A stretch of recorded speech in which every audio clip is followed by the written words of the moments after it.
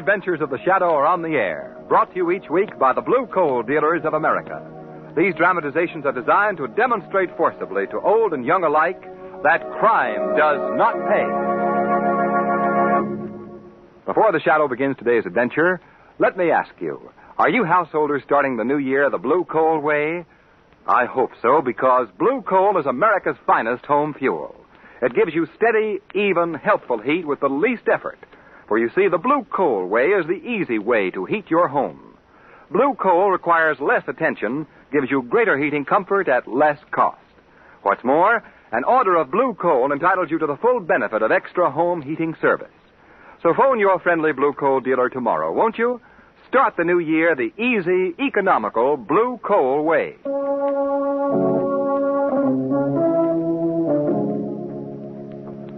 The Shadow, mysterious character who aids the forces of law and order, is in reality Lamont Cranston, wealthy young man about town.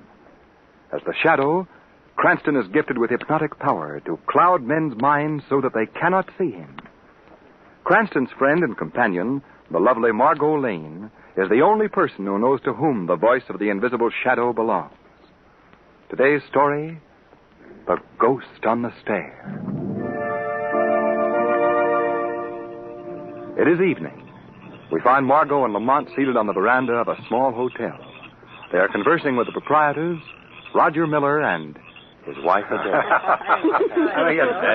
I should say that you and Roger have discovered the ideal way to live. Really, Lamont? Yes, I should be quite content to change places with you. No. I'd like nothing better than to spend my days just sitting here on the veranda, observing the daily life of this delightful old southern town. Oh, here. Listen to old Pappy Cranston. There's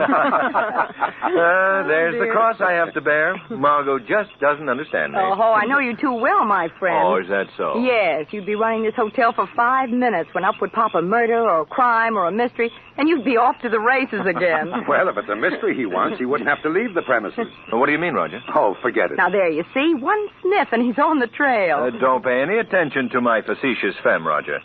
What were you referring to? Oh, it's not very exciting, Lamont. Our mystery is why we can't get the guests to stay at the hotel. It's not really a mystery, Roger. Why don't you tell them the whole story? Yes, please do. Well, as you know, about a month ago, I inherited this place from my uncle. Yes, I remember. Since we've taken possession, no guest has ever stayed here more than one night. What? I said that no guest has ever stayed more than one night. Well, why is that, Roger? Because there's a ghost legend, a jinx on the place.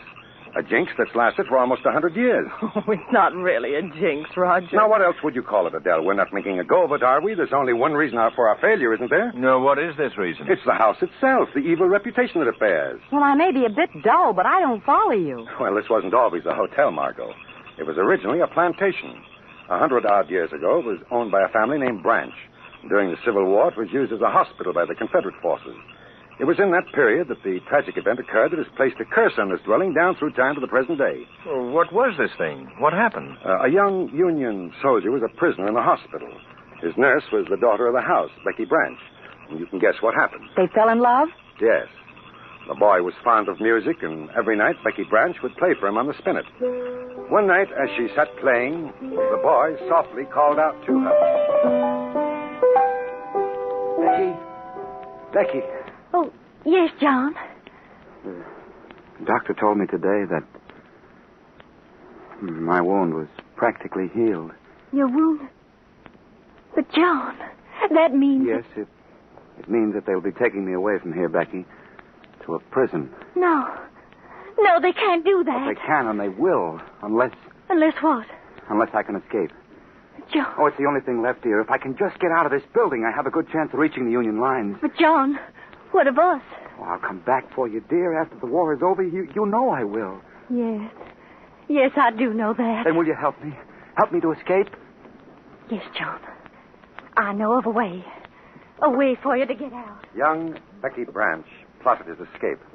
Finally, after a tearful farewell, the boy prepared to leave. I'll just keep playing. They'll think you're still here with me, John. All right. Goodbye, darling. Goodbye. Goodbye. John. Oh, my dearest. My dearest. John. John! John, what happened? John! John! Oh, that's the story. The boy was dead, stabbed through the chest. No one who could have committed the murder was to be seen. That sounds fantastic. Becky Branch's partner attempted escape was discovered, and she was banished from the community. But what does that have to do with the jinx? Just this, Lamont. Since that day, this house has passed through many hands. In each family that has lived here, a mysterious death has occurred. Each of these deaths has been caused by a stabbing. Well, that is a story. Yeah, but that isn't all, Margo. Before each death occurred, the playing of a spinet was heard. The legend reenacted, eh? Well, have you heard this mysterious music since you've been here? No, not yet. Yeah. May I clear away the glasses, sir? Oh, yes, of course. Very good. Yes, sir. And now, Lamont, if I haven't been too boring, that's the reason why you should stay out of the hotel business. Well, you've got a point there. Well, I think we'll turn in, if you'll excuse us. Oh, yes, of course. Coming, Adele? Yes, dear. I guess it is bedtime. Good night, Margo. Good night, Lamont. Good night, Adele. See you in the morning. Right. Lamont, do you believe that story? Well, I don't know, Margo. There's always a legend that goes with these old places. Some of them are false. But this one's true, sir. Oh, I forgot you were here, Beauregard. Well, how do you know it's true, Bo? Yeah, I've been here many years, ma'am. I've heard that music many times. You have? Yes, sir. I've even seen the ghost. What ghost? The ghost that's always seen on the stair. Ghost of Miss Becky Branch. Lamont, listen. Am I hearing things? No, I hear it, too. There it is, sir. There that old spinet playing again. Come on, Margo. We're going to look into this. Well, it seems to be coming from inside the house. Yes. Margo. Yes? Wait here a moment till I locate the sound. That room. It's coming from that room right over there. Yes. Let's walk quietly now. We mustn't be heard. Lamont, what if it really is the ghost? Would you rather wait outside, Margo? No. Stay right here. When I open this door, I'm going to rush quickly into the room. If I encounter trouble, you go for help. Yes, all right. Right, here we go. Hello. Oh, what is this? Oh, I beg your pardon. I thought that you were well, I'm terribly sorry. Well, that's quite all right. Lamont, are you all right? Yes, of course. Come in, Margo. Keep right on playing, sir. I'm just showing the young lady about. This is the music room, I believe. Yes, I presume it is. I've only been a guest here since this afternoon, so I wouldn't be sure. Oh, I see. Please continue your playing. Thank you. I have traveled many miles to play in this old room. Really? Why is that? Because of the legend of this house. Have you ever heard of it? Yes. It was just told to us a while ago. In fact, we thought that you were...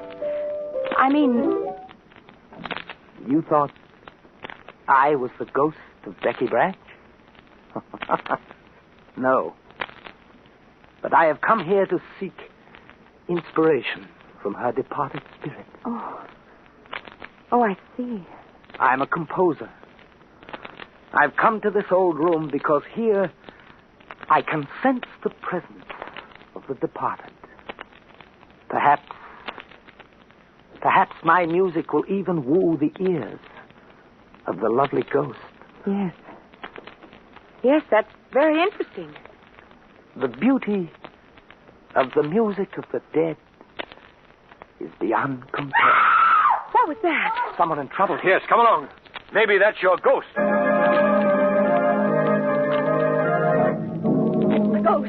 The ghost again. Oh, now you must calm down, Mrs. Turner. Oh, I'm sorry.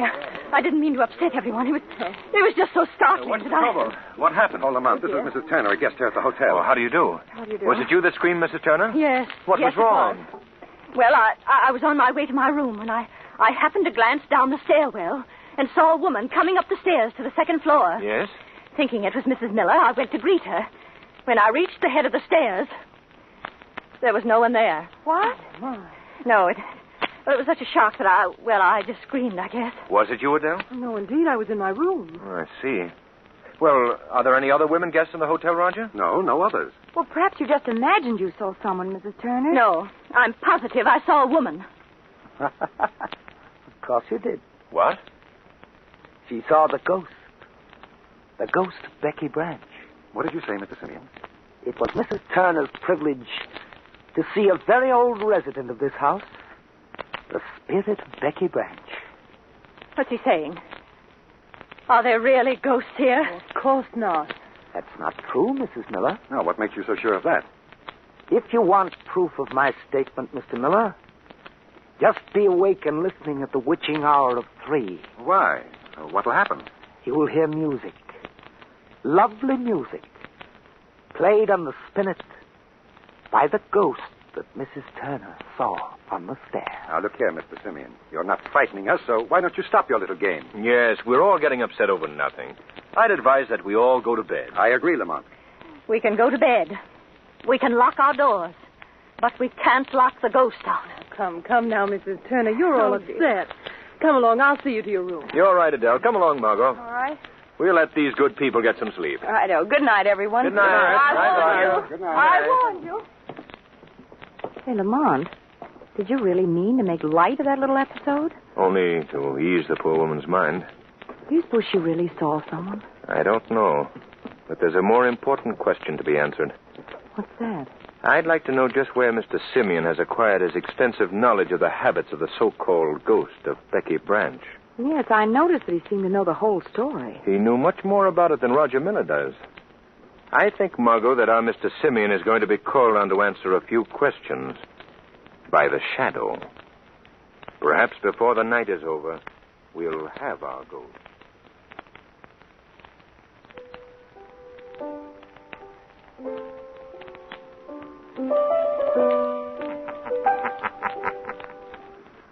What was that? I hope I'm not intruding, Mr. Simeon. Who speaks to me? Men call me the Shadow. Where are you? I see no one. I'm standing right here beside you. I don't understand. Mr. Simeon, I have the power to make myself quite invisible to your eyes. What do you want of me? Why are you here? I want you to answer a few questions. What about? How do you know so much about the legend of this old house? Where did you hear of Becky Branch? What is that to you? Answer my question, Mr. Simeon. Very well. Very well, I'll tell you. I was born in this house, Mr. Shadow. I spent my early youth here. I used to play on this very same spinet. Was there any evidence then of this so-called ghost? Oh, yes. We heard her many times, many times. She played so beautifully. Was she ever seen? Only as she was seen tonight on the stairs. Do you believe this legend? Of course. I have very good reason to believe it. Why? On the second floor, by the staircase, my father was found, my stepfather, stabbed to death. Who did it? Who killed him? We never found out. He died just as the young soldier died on the very same spot. It was a blessing, though. I never liked my stepfather. You wanted him to die? I didn't care. Why have you returned here? I'm seeking inspiration. Yes. The inspiration that I lost when I left here. Inspiration that can only be gotten from the spirit of Becky Branch. Listen for her tonight. It usually comes from the cellar below, at the witching hour of 3. I don't believe that you've come back here in search of an inspiration, Mr. Simeon. You have another motive. And when I learn what it is, let me warn you. You will receive another visit from the Shadow.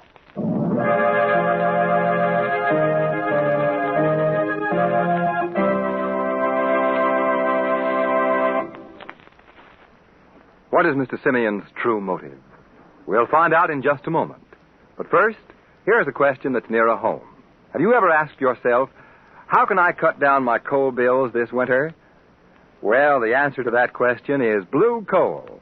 For not only does blue coal burn steadily and last longer, but with every order of blue coal, you get free heating advice that helps you cut your home heating expenses. These helpful hints come to you as an extra courtesy extended by your friendly blue coal dealer. And he offers you another aid to economy, the Blue Coal Automatic Heat Regulator. Its initial cost is surprisingly low, and it pays for itself over again in the fuel it saves you. A blue coal heat regulator working with blue coal makes the perfect heating combination.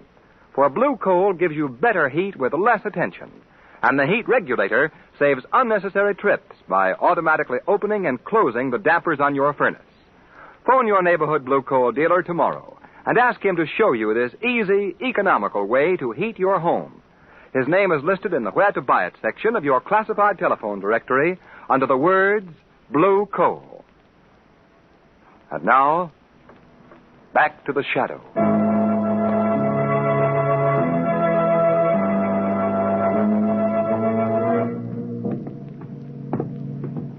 Lamont, Yes, Margo.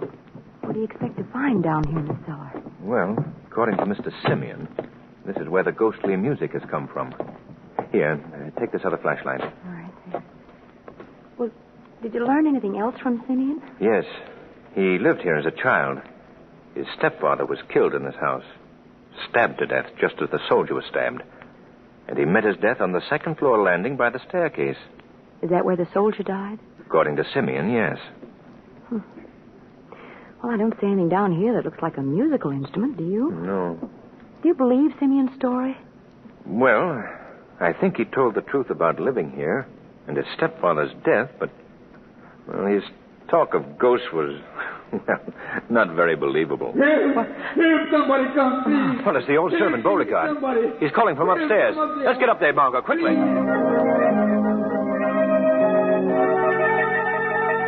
Oh, Lordy. Lordy, oh. What is it for? What's the trouble? Look there, Mr. Cranston. It's Mr. Simeon. Yes, Lamont, what Hey, is you better not look, Margo. It's Simeon. He's been stabbed in the chest. Oh, is he dead? Yes. Oh, Lordy, just like the Yankee soldier. Just like what happened to him. The ghost done it. That's what... Be quiet, Bo. told What's him. wrong here? Why were you calling out, Bo? Look, Master, look. Good heavens. What happened? Simeon was stabbed in the chest. He's dead. How did it happen? I don't know. When did you discover this, Bo? I just come walking down the hall, sir, and there he was, stretched out like you see him Oh, now. I see. Oh, Roger, you sleep on this floor, don't you? Yes? Did you hear anything? Sound of a struggle or a fight? No, not a thing. Oh. Well, we'd better call the police at once.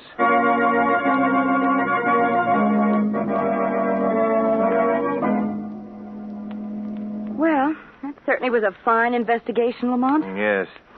I'd hate to see that sheriff in charge of a crime wave ever hit this town. He'd probably handle it just as he did tonight, Margo. He'd just say, I'll tote the body away and come back in the morning when it can rustle up a corner, Jury. Yes, in the meantime, the murderer has a perfect opportunity to cover up any traces of his crime. Exactly. I must say, though, that I haven't any more leads to work on than the good sheriff had. No, Mr. Simeon was your number one suspect in this ghost business, wasn't he, Lamont? Yes. I felt that he knew much more about what went on here than he was willing to tell. Maybe that's why he was killed. And that's quite possible. But who could his murderer be? There are only 4 other people in this house. Old Beauregard, Mrs. Turner, Adele, and Roger. Yes.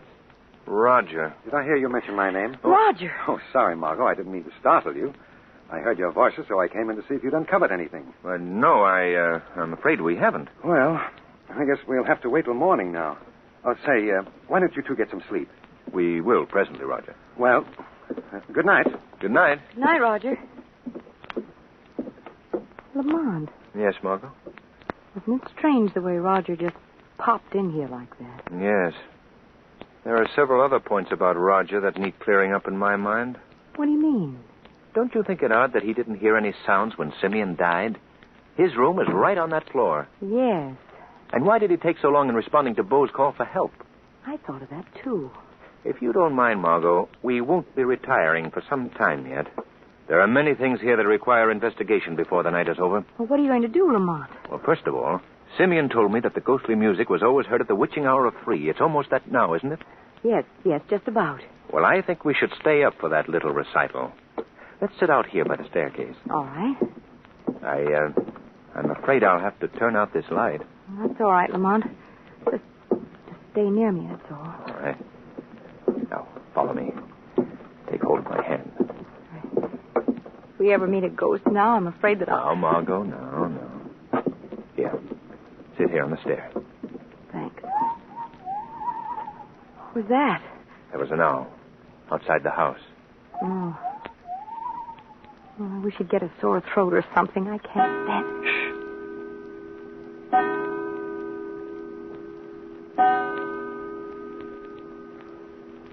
Well, according to Mr. Simeon's story, it's time now for the concert to be...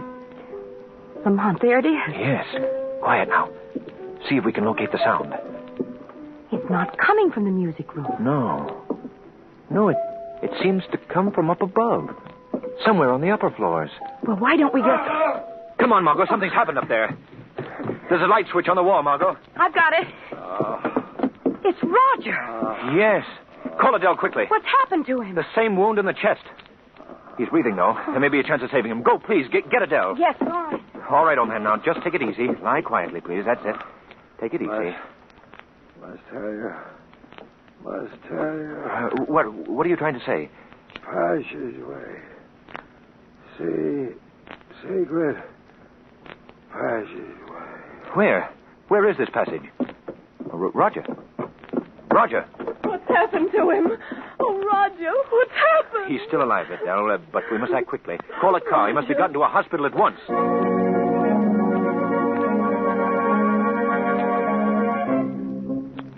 It was much more important for Adele, if he regained consciousness, to call us at once.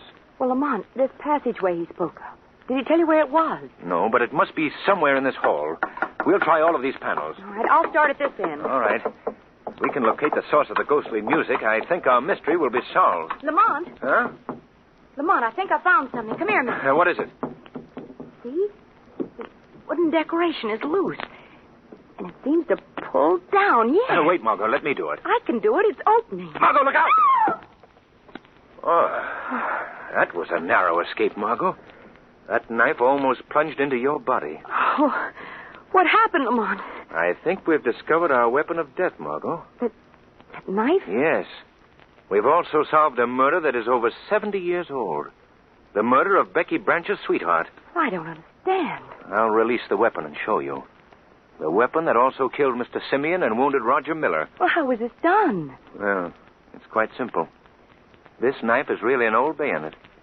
It's attached to that heavy spring, which was released when the secret door was opened. I see. It was evidently put there years ago to prevent the escape of men like Becky Branch's soldier. And through the years, it's taken the lives of all those who discovered the passageway. Why, that's amazing. But, Lamont, that doesn't explain the supernatural happenings in this house. Yes, I know that. That's something that we must... Listen, the music again. Yes. And this time I'm going to trace it to its source. It seems to be coming from somewhere in this passage. You wait here, Margo. This is a job for the shadow.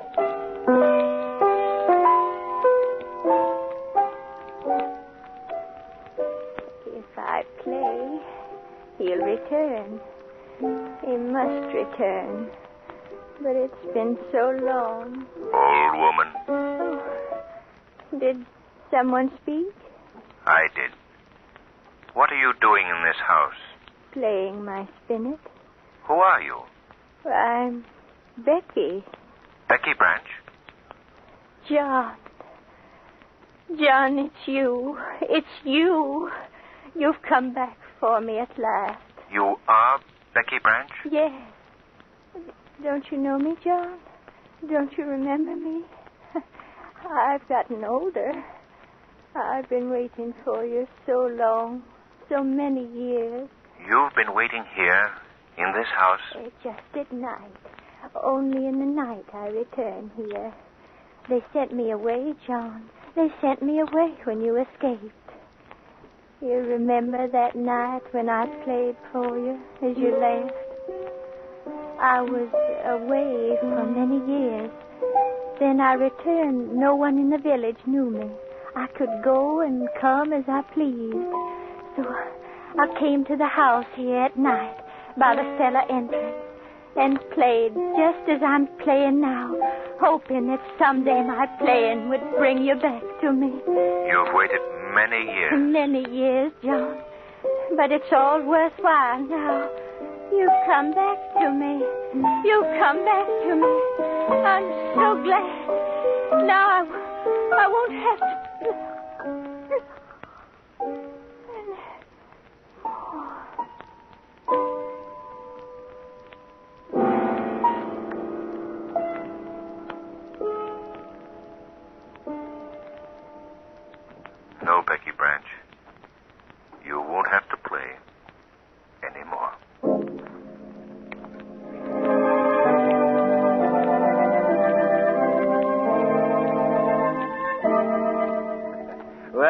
happy to hear that Roger's doing so well, Adele. He's doing splendidly. The doctor thinks he can come home by the end of the week.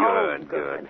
Oh, you might be interested to know that some of the older residents of the town arranged for a decent burial for Becky Branch. Oh, I'm so glad. Adele, did Lamont tell you that he found an entrance in the cellar that Becky used to use to enter this house? Oh, so that's how she got in. Mm-hmm. Yes. Oh, and we finally learned how the secret panel worked, too. How? When the panel was opened, the spring that held the knife was released. Oh, I see. And after the stabbing, the door sprang shut, returning the knife to its former position. Yes, dinner is served, Mrs. Miller. Thank you, Bo. You know, there's one point that you haven't cleared up yet, Lamont, and that's the ghost on the stair. Oh, Margo, I'm afraid I have no answer for that. Yeah, I can explain that, Mr. Cranston. Oh, can you, Bo? Yes, sir. That was the real ghost.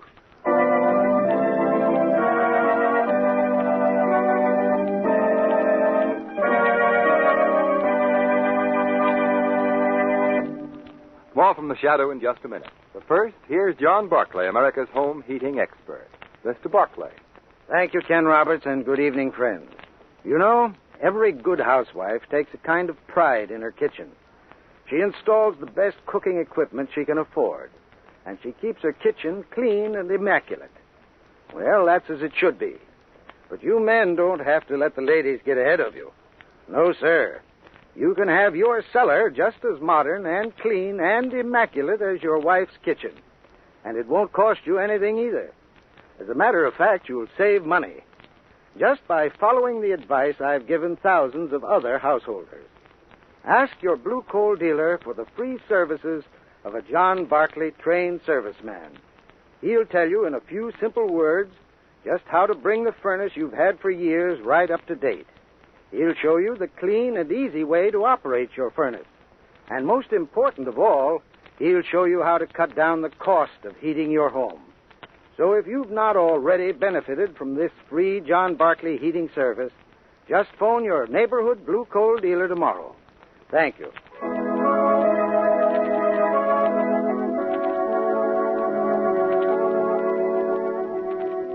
Today's program is based on a story copyrighted by the Shadow magazine. The characters, names, places, and plot are fictitious. Any similarity to persons living or dead is purely coincidental. The weed of crime bears bitter fruit. Crime does not pay.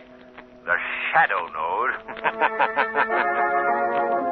Next week, same time, same station, the Blue Coal Dealers of America bring you an adventure of the Shadow unequaled for sheer terror and stirring dramatic action. So be sure to listen, and be sure to phone your friendly Blue Coal dealer for greater heating comfort at less